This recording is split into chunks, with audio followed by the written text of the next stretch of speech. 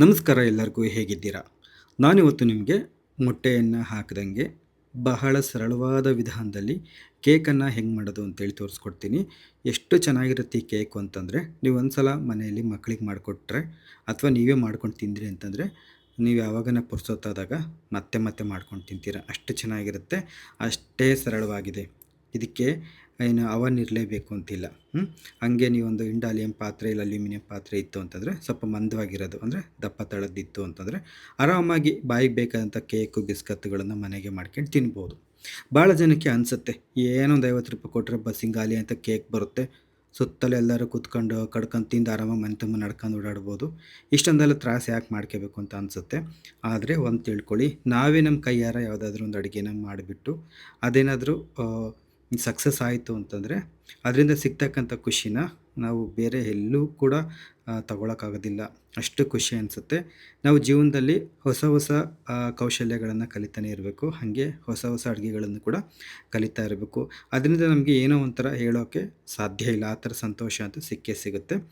ಕಲಿಕೆ ಯಾವತ್ತೂ ನಿಲ್ಲೋದಿಲ್ಲ. ನಾವು ಕಲಿತಾನೆ ಇರಬೇಕು.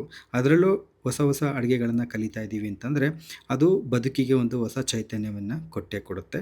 ಹಾಗಾಗಿ ಇಂಥವನ್ನ ನೀವು ಮನೆಯಲ್ಲೇ ಮಾಡಿಬಿಟ್ಟು ತಿಂದುಬಿಟ್ಟು ಖುಷಿಯನ್ನು ಪಡಿ ಅಂತೇಳಿ ನಾನು ಹೇಳ್ತೀನಿ. ತುಂಬ ಸರಳವಾಗಿದೆ. ಹಾಗಾದರೆ ಬನ್ನಿ ಇದನ್ನು ಹೇಗೆ ಮಾಡೋದು ಅಂತೇಳಿ ನೋಡೋಣ. ನಮ್ಮ ಅಡುಗೆ ಮನೆಗೆ ಹೋಗೋಣ. ನಾನಿವಾಗ ಒಂದು ಮಿಕ್ಸಿ ಜಾರನ್ನು ತೊಗೊಂಡಿದ್ದೀನಿ. ಮಿಕ್ಸಿ ಜಾರಿಗೆ ನಾನಿವಾಗ ಏನು ಮಾಡ್ತೀನಪ್ಪ ಅಂತಂದರೆ, ಒಂದು ಸಣ್ಣ ಸಣ್ಣ ಲೋಟ ತೊಗೊಂಡಿದ್ದೀನಿ. ನೀವು ಅಷ್ಟೇ ಈ ಥರದೊಂದು ಸಣ್ಣ ಟೀ ಲೋಟ ತೊಗೊಂಡ್ಬಿಟ್ಟು ಅದರ ಅಳತೆಯಲ್ಲಿ ಮಾಡಿ ಚೆನ್ನಾಗಿ ಬರುತ್ತೆ. ಈಗ ಅದೇ ಲೋಟದಲ್ಲಿ ಅರ್ಧ ಲೋಟದಷ್ಟು ಸಕ್ಕರೆಯನ್ನು ತೊಗೊಂಡಿದ್ದೀನಿ. ಇದು ಆರ್ಗ್ಯಾನಿಕ್ ಸಕ್ಕರೆ, ಹಾಗಾಗಿ ಅಷ್ಟು ಬಿಳಿ ಇಲ್ಲ, ಸ್ವಲ್ಪ ಮಂದ ಇದೆ ಬಣ್ಣದಲ್ಲಿ. ಅದಕ್ಕೆ ಒಂದೆರಡು ಏಲಕ್ಕಿಯನ್ನು ಹಾಕ್ತಾಯಿದ್ದೀನಿ. ಇದನ್ನು ನುಣ್ಣಗೆ ಪುಡಿ ಮಾಡ್ಕೋಬೇಕು. ಪೂರ್ತಿ ನುಣ್ಣಗೆ ಪುಡಿ ಮಾಡ್ಕೋಬೇಕು. ಒಂಚೂರು ಕೂಡ ರವೆ ರವೆ ಥರ ಇರಬಾರ್ದು. ನೋಡಿರಿ, ಈಗ ಪೂರ್ತಿಯಾಗಿ ನುಣ್ಣಗಾಗೈತೆ. ಇವಾಗ ಇದಕ್ಕೆ ಅದೇ ಲೋಟದಲ್ಲಿ ಒಂದು ಅರ್ಧ ಲೋಟದಷ್ಟು ಅಡುಗೆ ಎಣ್ಣೆ ಹಾಕ್ತಾಯಿದ್ದೀನಿ. ಅಡುಗೆ ಎಣ್ಣೆ ಸೂರ್ಯಕಾಂತಿ ಎಣ್ಣೆನ ಬಳಸಿ, ಶೇಂಗಾ ಎಣ್ಣೆ ಅಥವಾ ಬೇರೆ ಒಂಥರ ಗಾಢವಾದ ವಾಸನೆ ಇರುತ್ತಲ್ಲ ಆ ಥರ ಎಣ್ಣೆಗಳನ್ನು ಬಳಸೋಕೆ ಹೋಗ್ಬೇಡಿ.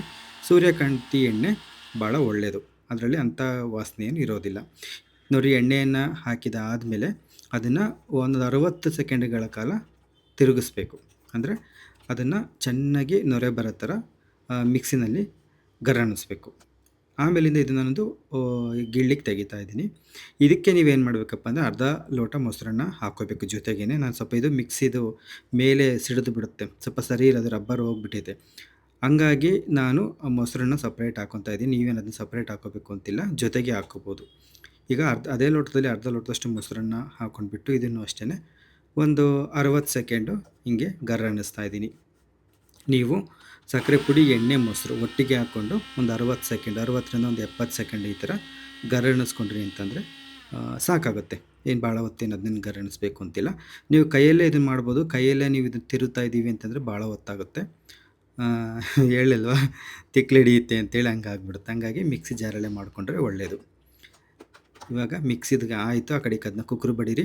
ಇವಾಗ ಅದೇ ಲೋಟದಲ್ಲಿ 1 ಲೋಟದಷ್ಟು ಮೈದಾ ಹಿಟ್ಟನ್ನು ತೊಗೊಂಡಿದ್ದೀನಿ. ಪೂರ್ತಿ 1 ಲೋಟ. ಹಿಂಗೆ ಒಂದು ಸತಿ 2 ಸತಿ ನೆಲಕ್ಕೆ ಕುಟ್ಬಿಟ್ಟು ಸಪಾಟ್ ಮಾಡಿ ತೊಗೊಂಡಿರೋದು. ಜೊತೆಗೆ ಇಲ್ಲಿ ಅಡುಗೆ ಸೋಡಾ ಮತ್ತು ಕುಕ್ಕಿಂಗ್ ಸೋಡಾ ಎರಡನ್ನೂ ಬಳಸ್ತಾ ಇದ್ದೀನಿ. ನೋಡಿ, ಇದು ಕುಕ್ಕಿಂಗ್ ಏನಲ್ಲ, ಬೇಕಿಂಗ್ ಪೌಡರ್. ಇದು ಬೇಕಿಂಗ್ ಪೌಡರ್ನ ಆ ಚಮಚದಲ್ಲಿ ಒಂದು ಅರ್ಧ ಚಮಚದಷ್ಟು ತೊಗೊಂಡಿದ್ದೀನಿ. ಹಾಗೆ ಅಡುಗೆ ಸೋಡಾನ ಒಂದು 1/4 ಚಮಚದಷ್ಟು ತೊಗೊಂಡಿದ್ದೀನಿ.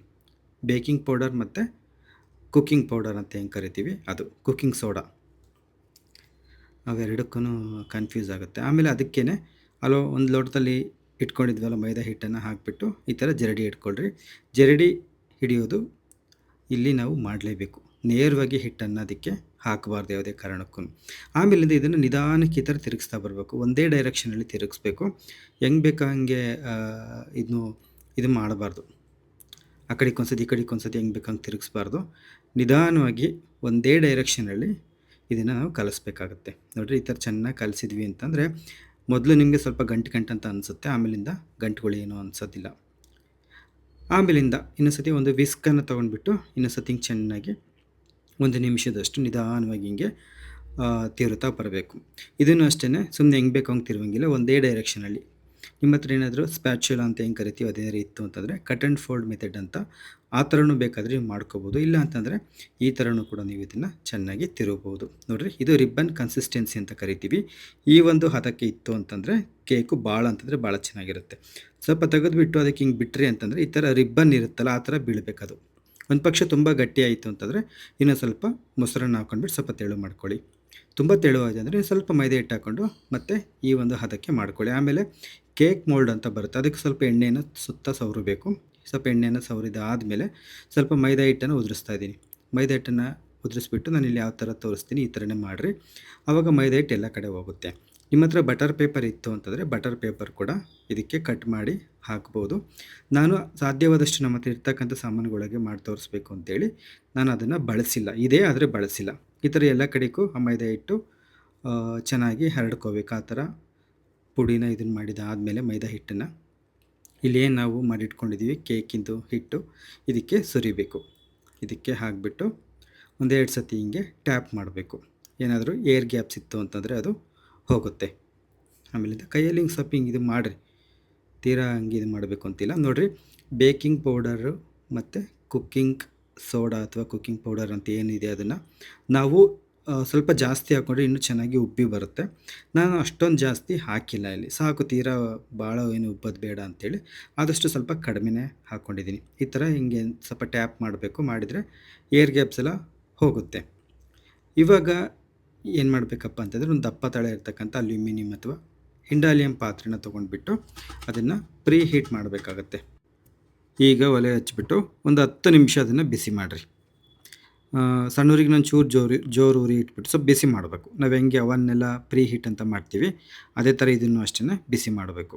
ಇದಕ್ಕೆ ಮುಚ್ಚೋದಕ್ಕೆ ಅಂತೇಳಿ ಒಂದು ಅಲ್ಯೂಮಿನಿಯಂ ಪ್ಲೇಟ್ ಇದ್ದರೆ ಒಳ್ಳೆಯದು. ನನ್ನ ಹತ್ರ ಆ ಥರ ಪ್ಲೇಟ್ಗಳು ಯಾವುದೂ ಇಲ್ಲ. ಸ್ಟೀಲಿಂದ ಮುಚ್ಚಿದ್ವಿ ಅಂತಂದರೆ ಅದು ಸರಿ ಹೋಗೋದಿಲ್ಲ, ಒಂಥರ ಬೆಂಡ್ ಆಗಿಬಿಡ್ತದೆ ಅದು ಬಿಸಿಗೆ. ಹಾಗಾಗಿ ಸ್ವಲ್ಪ ಭಾರವಾಗಿರೋ ಬಾಣಲಿನ ದಬ್ಬಾಕ್ತಾ ಇದ್ದೀನಿ. ನಿಮ್ಮ ಹತ್ರ ಅಲ್ಯೂಮಿನಿಯಂ ಪ್ಲೇಟ್ಗಳು ಅಥವಾ ತಟ್ಟೆಗಳಿದ್ವು ಅಂತಂದರೆ ಅದನ್ನು ನೀವು ಮುಚ್ಚೋದಕ್ಕೆ ಬಳಸ್ಕೊಡ್ರಿ, ಅದರಲ್ಲಿ ಏನೂ ತೊಂದರೆ ಆಗೋದಿಲ್ಲ ಆ ಥರ. ಇವಾಗ ಇಲ್ಲೇನು ನಾವು ರೆಡಿ ಮಾಡಿಟ್ಕೊಂಡಿದ್ದೀವಿ ಕೇಕ್ ಬ್ಯಾಟರ್ನ ಆ ಮೋಲ್ಡ್ಗೆ ಹಾಕಿಬಿಟ್ಟು ಅದನ್ನು ಇದಕ್ಕೆ ಇಟ್ಬಿಟ್ಟು ಸಣ್ಣ ಊರಿಗಿನ ಸ್ವಲ್ಪ ಜಾಸ್ತಿ ಉರಿ ಇಟ್ಬಿಟ್ಟು ಒಂದು 10 ನಿಮಿಷ ಬೇಯಿಸ್ರಿ. ಒಂದು 10 ನಿಮಿಷ ಬೇಯಿಸಿದಾದಮೇಲೆ ನಡುವೆ ಒಂದು ಸತಿ ಪ್ಲೇಟನ್ನು ತೆಗೆದುಬಿಟ್ಟು ನೋಡಿರಿ ಚೆನ್ನಾಗಿ ಬೇಯ್ತಾ ಇದೆಯಾ ಅಂತೇಳಿ. ಆಮೇಲಿಂದ ಚೆನ್ನಾಗಿ ಅದು ಬೇಯ್ತಾ ಇದೆ ಅಂತ ನಮಗೊಂದು ಅನುಭವ ಬರುತ್ತೆ. ಅದು ಆಮೇಲಿಂದ ಊರಿನ ಸಣ್ಣಕ್ಕೆ ಇಟ್ಬಿಟ್ಟು ಮಿಕ್ಕಿರೋದು ಒಂದು 25 ನಿಮಿಷ, 25ರಿಂದ 30 ನಿಮಿಷ ಆಗ್ಬೋದು. ಸ್ವಲ್ಪ ಕಡಿಮೆನೂ ಆಗ್ಬೋದು, ಸ್ವಲ್ಪ ಜಾಸ್ತಿನೂ ಆಗ್ಬೋದು. ನಾವು ಬಳಸಿರ್ತಕ್ಕಂಥ ಪಾತ್ರೆ ಆಗಿರ್ಬೋದು, ಆಮೇಲೆ ಉರಿ ಎಷ್ಟಿಟ್ಟಿರ್ತೀವಿ ಅನ್ನೋದಾಗ್ಬೋದು, ಅದ್ರ ಮೇಲೆ ಅದು ಡಿಪೆಂಡ್ ಆಗಿರುತ್ತೆ. ಒಂದು ಸತಿ ನೋಡ್ಕೊಂಡ್ಬಿಟ್ಟು ಆಮೇಲಿಂದ ಇನ್ನೊಂದು ಸತಿ ಪ್ಲೇಟ್ ಮುಚ್ಚಿ ಚೆನ್ನಾಗಿ ಸಣ್ಣೂರಿನಲ್ಲಿನೇ ಚೆನ್ನಾಗಿ ಬೇಯಿಸ್ರಿ. ಚೆನ್ನಾಗಿ ಬೆಂದಿರುತ್ತೆ, ಅದು ಬಣ್ಣ ಹೊಂಬಣ್ಣಕ್ಕೆ ಬರ್ತಾ ಇರುತ್ತೆ, ಅಂದರೆ ಕಂದು ಬಣ್ಣಕ್ಕೆ ಬರ್ತಾ ಇರುತ್ತೆ ಚೆನ್ನಾಗಿ ಬೆಂದಂಗೆ. ತೀರಾ 20 ನಿಮಿಷಕ್ಕೆ 40 ಸತಿ ತೆಗೆದು ನೋಡಬಾರ್ದು, ಒಂದೇ ಸತಿ ಮಧ್ಯೆ ತೆಗೆದು ನೋಡಬೇಕು. ಮನೆ ತುಂಬ ಘಮ ಅಂತಿರುತ್ತೆ ಅದು ಕೇಕಿಂದು. ನಾವೇ ಬೇಕ್ರಿ ಓಪನ್ ಮಾಡಿವೇನೋ ಮನೆಗೆ ಅನ್ನೋ ಅಷ್ಟು ಖುಷಿ ಆಗ್ತಿರುತ್ತೆ ವಾಸನೆ ಮೂಗಿಗೆ ಬಡಿಬೇಕಾರೆ ಅಂತೂ. ಆಮೇಲಿಂದ ಕೊನೆಗೆ ಒಂದು ಸತಿ ತೆಗೆದುಬಿಟ್ಟು ಬೆಂದೈತೆಲ್ಲ ಅಂತೇಳಿ ಥರ ಚಾಕುನ ಅದಕ್ಕೊಂಚೂರು ಹಿಂಗೆ ಎಟ್ಟಿ ನೋಡಿದ್ವಿ ಅಂತಂದರೆ ಹಸಿ ಇರೋದಿಲ್ಲ, ಪೂರ್ತಿ ಇದಾಗಿತ್ತು ಅಂತಂದರೆ ಚೆನ್ನಾಗಿ ಬೆಂದಿದೆ ಅಂತೇಳಿ. ಆಮೇಲೆ ಇನ್ನೇನು ಯಥಾಸ್ತಿ ಅದೇ ಮುಚ್ಚಳವನ್ನು ಮುಚ್ಚಿಬಿಟ್ಟು ಹಾಗೆ ತಣ್ಣಗಾಗೋದಕ್ಕೆ ಬಿಡಿರಿ. ಸ್ಟವನ್ನು ಆಫ್ ಮಾಡಿಬಿಟ್ಟು ತಣ್ಣಗಾಗೋದಕ್ಕೆ ಬಿಡಿ. ಅದೇ ಬಿಸಿನಲ್ಲಿ ಅದು ಇನ್ನೂ ಚೆನ್ನಾಗಿ ಅಳಿಕೆ ಮುತ್ತಂತೆ. ಆಮೇಲಿಂದ ಏನಾದರೂ ಜಾಸ್ತಿ ಸೀದಂಗೆ ಆಗಿತ್ತು ಅಂತಂದರೆ ಆಚೆ ತೆಗೆದುಬಿಡ್ರಿ, ಅದರಲ್ಲೇ ಬಿಡಬೇಡ್ರಿ, ಯಾಕಂದರೆ ಅದ್ರ ಬಿಸಿಗೆ ಇನ್ನೂ ಸೀದ ಬಗ್ಗಾಗ್ಬಿಡುತ್ತೆ. ಹಾಗಾಗಿ ಅದನ್ನು ಆಚೆ ತೆಗೆದುಬಿಟ್ಟು ತಣ್ಣಗೆ ಮಾಡಿರಿ. ನೋಡಿರಿ ಎಷ್ಟು ಕಾದಿರುತ್ತೆ ಅಂದರೆ ಸ್ವಲ್ಪ ನೀರು ಚಿಮುಕ್ಸಿ ತೋರಿಸ್ತೀನಿ. ಸಿಕ್ಕಾಪಟ್ಟೆ ಕಾದಿರುತ್ತೆ. ತೆಗಿಬೇಕಾರೆ ಆಗಲಿ, ಅದು ಕೇಕ್ ಮೋಲ್ಡ್ನ ಅದಕ್ಕೆ ಇಡಬೇಕಾರೆ ಆಗಲಿ ಒಂದು ಸ್ವಲ್ಪ ಹುಷಾರಾಗಿಡ್ರಿ. ಮಸೆ ಬಟ್ಟೆ ಇಲ್ಲ ಅಂತಂದರೆ ಇಕ್ಳುಗಳನ್ನ ಬಳಸ್ಕೊಂಡು ತೆಗೆಯೋದು, ಅದಕ್ಕೆ ಇದು ಮಾಡ್ಕೋಬೇಕಾಗುತ್ತೆ. ಹುಷಾರಾಗಿರ್ಬೇಕಂದ್ರೆ ಕೈ ಪೈ ಸುಟ್ಕೊಂಡಿರ ಅಂತೇಳಿ ಹೇಳ್ತಿರೋದು. ಇಷ್ಟ ಆದಮೇಲೆ ಪೂರ್ತಿ ತಣ್ಣಗಾದ್ಮೇಲೆ ಈ ಕೇಕ್ ಕೊಯ್ಯೋ ಚಾಕುಗಳು ಇರ್ತಾವಲ್ಲ ಅಂಥವೇನಾದ್ರೂ ಇದ್ವು ಅಂತಂದರೆ ಅದರಲ್ಲಿ ಕೊಯ್ದ್ರೆ ಇನ್ನೂ ಚೆನ್ನಾಗಿ ಸಲೀಸಾಗಿ ಬರುತ್ತೆ. ಇಲ್ಲ ಅಂತಂದರೆ ಮಾಮೂಲಿ ಚಾಕುನಲ್ಲೇ ನೀವು ನಿಧಾನಕ್ಕೆ ಕೊಯ್ದ್ರಿ ಅಂತಂದರೆ ನಿಮ್ಗೆ ಯಾವ ಒಂದು ಆಕಾರಕ್ಕೆ ಬೇಕೋ ಆಕಾರಕ್ಕೆ ಕೇಕನ್ನ ಕೊಯ್ದು ನೀವು ಆರಾಮಾಗಿ ತಿನ್ನಬಹುದು. ತುಂಬ ಅಂತಂದರೆ ತುಂಬ ಚೆನ್ನಾಗಿರುತ್ತೆ, ತುಂಬ ಸರಳವಾಗಿದೆ. ಇದು ನಿಮಗೆ ಇಷ್ಟ ಆಗಿತ್ತು ಅಂತಂದರೆ ನನಗೆ ಮಾಡಿಬಿಟ್ಟು ತಿಳಿಸಿ. ಈಗ ಹುಟ್ಟುಹಬ್ಬದ ಶುಭಾಶಯಗಳನ್ನು ತಿಳಿಸೋ ಸಮಯ. ನನ್ನ ತಂಗಿಯಾದ ಫೌಜಿಯಾ ಅವರ ಮಗಳಾದ ನಿಬಿಸತ್ ಮಿಶ್ರಿಯಾ ಅವರು ಇವತ್ತು ಅಂದರೆ ಜೂನ್ 25ಕ್ಕೆ ತಮ್ಮ ಹುಟ್ಟು ಹಬ್ಬವನ್ನು ಆಚರಿಸ್ಕೊತಾ ಇದ್ದಾರೆ. ಅವರಿಗೆ ನನ್ನ ಕಡೆಯಿಂದ ಹಾಗೂ ಈ ವಾಹಿನಿಯ ಕಡೆಯಿಂದ ಶುಭಾಶಯಗಳನ್ನು ನಾನಿವಾಗ ತಿಳಿಸ್ತಾ ಇದ್ದೀನಿ. ನೆಬಿಸತ್ ಮಿಶ್ರಿಯ ಕಂದಮ್ಮ, ನಿಮಗೆ ಹುಟ್ಟು ಹಬ್ಬದ ಹಾರ್ದಿಕ ಶುಭಾಶಯಗಳು. ದೇವರು ನಿಮಗೆ ಆಯುಷ್ಯ, ಆರೋಗ್ಯ, ಸುಖ, ಶಾಂತಿ, ನೆಮ್ಮದಿ, ಸಂಪತ್ತು ನೀಡಿ ಸದಾ ಕಾಲ ಕಾಪಾಡಲಿ. ನಿಮ್ಮ ಬದುಕಿನ ಪ್ರತಿಯೊಂದು ಹೆಜ್ಜೆಯೂ ಸುಂದರವಾಗಿರಲಿ. ಹಾಗೆ ಆ ದೇವರ ಕೃಪೆ ಮತ್ತು ಆಶೀರ್ವಾದ ನಿಮ್ಮ ಮೇಲೆ, ಹಾಗೆ ನಿಮ್ಮ ಕುಟುಂಬದ ಮೇಲೆ ಅಕ್ಷಯವಾಗಿರಲಿ ಅಂತೇಳಿ ನಾನು ಪ್ರಾರ್ಥನೆಯನ್ನು ಮಾಡ್ತೀನಂತೆ. ಮತ್ತೊಮ್ಮೆ ನಿಮಗೆ ಹುಟ್ಟುಹಬ್ಬದ ಹಾರ್ದಿಕ ಶುಭಾಶಯಗಳು. ವಿಡಿಯೋ ನೋಡಿದ್ದಕ್ಕಾಗಿ ಎಲ್ಲರಿಗೂ ಕೂಡ ಧನ್ಯವಾದಗಳು. ನಾನು ಮತ್ತೆ ನಿಮ್ಮನ್ನು ಭೇಟಿ ಮಾಡ್ತೀನಂತೆ. ಧನ್ಯವಾದಗಳು. ನಮಸ್ತೆ.